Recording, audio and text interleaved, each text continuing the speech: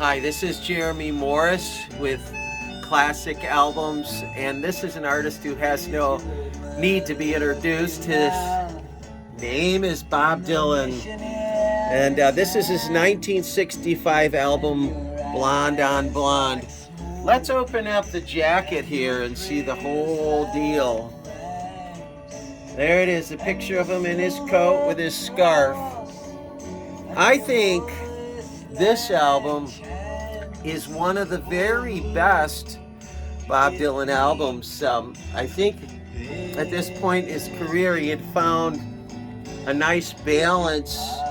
There was maybe a little softerness to his music and a more gentle side coming out, but I also think his vocals were sounding the best they'd ever sound during this 1965 album. And of course the other albums that came out around this time, like Highway 61 and Bringing It All Back Home, those are great too. So this one is one of my top favorites, and there's a story about this album I thought you would find very interesting.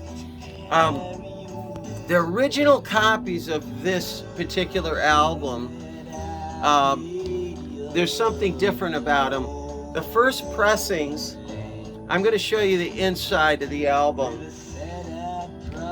You see these pictures in here, and here's a picture of his current girlfriend right here. Now, maybe a sad side to this album is the fact that when this album came out, Bob Dylan and his girlfriend here had split up. And actually, he probably knew it was coming because there was a song on this album called Most Likely You'll Go Your Way and I'll Go Mine. But when the album came out, and this picture of his girlfriend was in the album, she was not happy about it at all and protested and said, "What are you doing putting my picture in your album? You didn't ask permission and you have no legal right to do that." So the very first albums of Blonde on Blonde have a picture of his girlfriend in there, but she took action against him. And so what you end up with instead is the pressings that come out after that. She's not in there anymore. There's just this great big picture of Bob instead.